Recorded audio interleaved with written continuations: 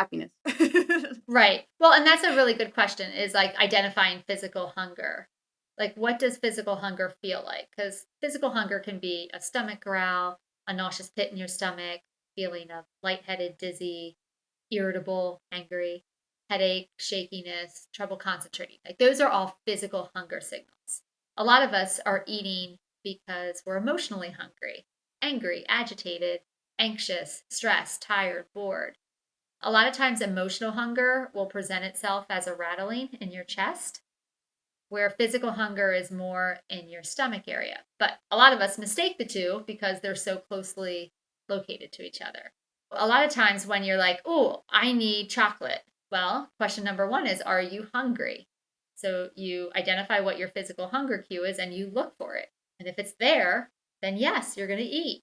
And if it's not, then you got to really figure out, what is my body trying to tell me right now? What does it need? For some of us, it's rest. For some of it's a break from ourselves, from how mean we are to ourselves. For some of us, it's just, deep breathing. I just need to breathe right now. I'm all worked up. I just need to calm down. I really think it's important. I did this exercise with my daughter one time. I didn't realize I was doing it in the moment, but we were walking to the bus stop and she was 7. And we get to the bus stop, which is literally walking down my driveway and walking a few steps forward. And she says to me, I'm bored. I was like, what? How can you be bored? We just got to the bus stop. We didn't even stand out here for any length of time. And then I had this light bulb moment where I was like, Bella, what does boredom feel like in your body? So she looks down at her body, because that's what a 7-year-old would do when you ask that question. And she's like, it Right. feels tired. And I was like, that's interesting. How else does boredom feel in your body? She looks down and she says, it feels lazy.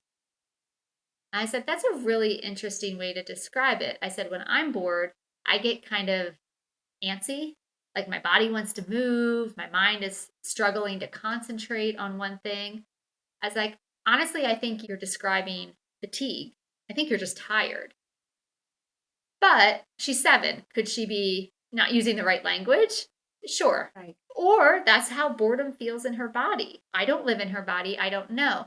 But the whole point was, if I can get her to understand how her body communicates different emotions, maybe she won't become a 40-year-old trying to eat her way through them. Wow. I'm going to start doing that because I think that's absolutely true. And I've caught myself.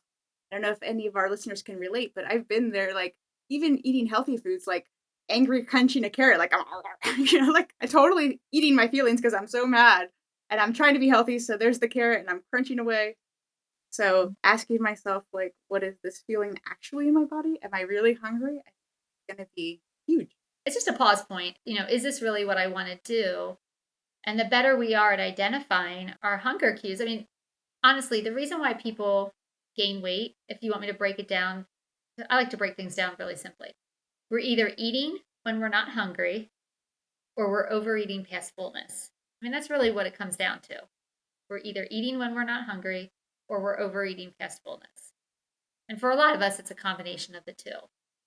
Learning what your physical hunger signals are is so important, because if you're not physically hungry, then how can we best serve the problem? Because eating isn't the solution if hunger isn't the problem. Wow. That's another one I was like, wow, it's going to rattle around in my brain, because that's true. You can't solve a problem with a solution that doesn't fit, but we try all the time. Well, and how you know it doesn't fit is how you feel after. So if you feel worse after a coping strategy than better, it's not an effective coping strategy. When we eat when we're not hungry because we're angry, we often feel guilty, mad at ourselves, we're frustrated, we're sad. So it didn't work. It didn't make us feel better. It actually made us feel worse. Therefore, it wasn't an effective strategy. Yeah. In the moment, it felt kind of nice. Right.